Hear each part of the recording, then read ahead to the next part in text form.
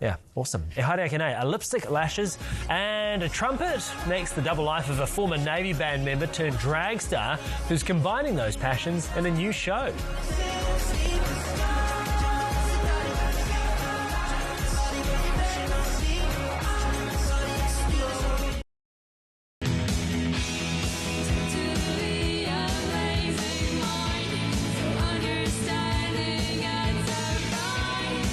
Superb. All right, she's marched in uniform and strutted in heels. Internationally acclaimed drag queen Anita Wiglet previously played trumpet for the Royal New Zealand Navy Band. Since then, she's lit up screens on RuPaul's Drag Race Down Under, hosted House of Drag and dazzled audiences across the country.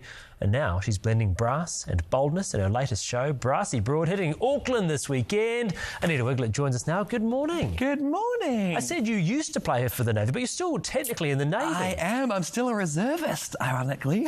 So not like this, though. Well, I think it would push the boundaries, actually. The Navy could do with a bit more drag, couldn't it? Anything could do with more drag, I always say. So do you still play for the Navy as well, the trumpet? I do. So basically they can call me up and say, hey, we need to go to Tonga for the King's birthday. Are you available? And I can say yes or no. Do that. Anita Wiglet's got to go to Tonga for that. So tell me about this show. What's involved? Yes. So this show is Brassy Broad, which is a drag queen accompanied by a brass band. So it's sort of like a variety performance, lots of cool pieces, lots of sequins, some fabulousness, a few jokes. So how much of the music is going to be you actually playing the trumpet? Probably a good sort of 70% of it. Oh, I love it. Yeah. It's a cool opportunity. It's such a unique thing for a drag queen to be with a brass band, maybe a world first. Yeah, so what's the sort of reception you get from this? Well, confusion. People, I think, typically think of drag queens as a nightclub performer. Yes. Someone that kind of K-road at midnight, which, to be honest, is most of what I do. But drag is such a beautiful art form, and I think that a concert like this with a drag queen playing the trumpet with a brass band sort of shows that drag is more than what we perceive. Oh, look, this is going to be so fantastic. Well, how long have you been playing the trumpet for? Gosh, this is going to age me terribly. 20 years, and I'm only 21, so I don't know how that works. I love it. So who have you got? You got a full brass band. How many people in your band? About 30 people. So Okay. we have 30 people on stage. We've got a great MC, and then myself and a couple of surprises along the way. Okay, so tell me a bit more about it. You're obviously playing for some of it. What does the other part of it entail, the other 30%? Yeah, so the brass band are going to showcase really what a brass band could do, which is actually very varied as well. And then there's some surprise instruments. I will be playing, don't tell anyone, but I'll be playing the typewriter. Okay. Yeah. So I've read that you've performed for Joe Biden.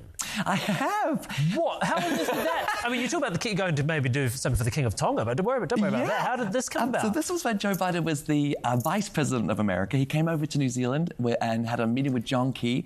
And when dignitaries come to New Zealand, they often sort of show their respects at the Auckland War Memorial Museum. Of course. So it was my job when I was in the Navy to play the last post. So Joe Biden was there, John Key was there, and there were snipers on the roof in case I played a wrong note, but I got away with it.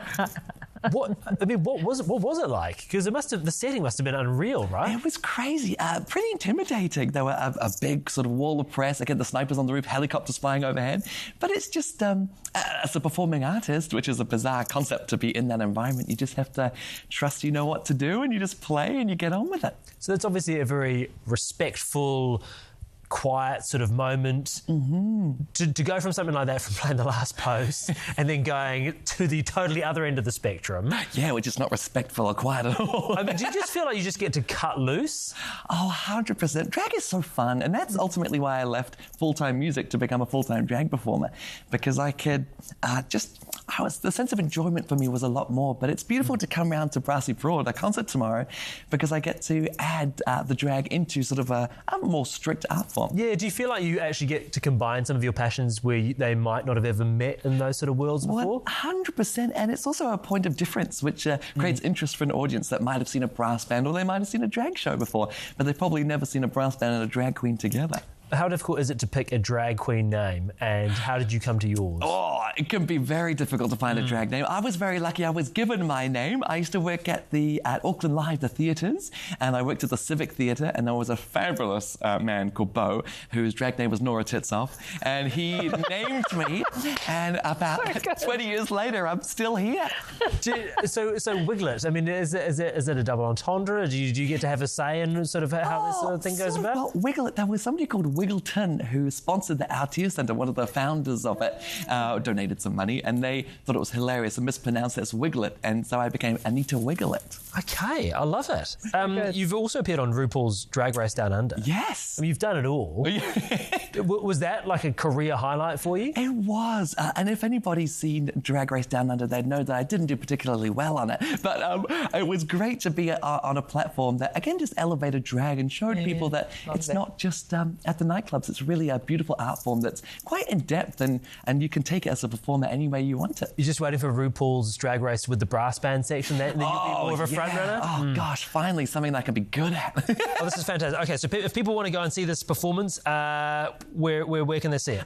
They can go onto iTicket and get their tickets. It's at 7:30 p.m. tomorrow night, Saturday, at Sky City Theatre in Auckland. You've nailed it. Jamie's going to be very happy that you've got all the details right. Fantastic. How are ticket sales going so far? Oh, fantastic. Probably sold out, I'd say. There might be one or two left. Who knows? I love this. Yeah, I think it's absolutely fabulous. And I love the fact that you do actually get to combine the two passions. And I think it'll be a wonderful evening. Seriously. Yeah. Oh, it's so good. You know, gives you as many comps as you want. When the band's playing, like, I imagine at first, like a band, I mean, maybe not so much brass bands, but when you've got a group of musicians, it can be a little bit like uptight, right? Oh, 100%. And when you come in, do you kind of set the tone in terms of like how the band feels? And... Oh, I bring the atmosphere down a little bit for sure. No, you don't. You elevate it. That's what I'm saying. You elevate it with the energy and obviously your talent as well. I think that music can often be quite plain and not boring, but quite visually plain at least. Yes, so drag kind of adds that visual element and that sense of fun, which I think we all need in life. Anita Wiglet, you've been fantastic. Thank you so much for joining us. Enjoy tomorrow night. Thank you so much. And thank you for your company this morning and also this week. And we look forward to seeing you again next week. Have a wonderful weekend.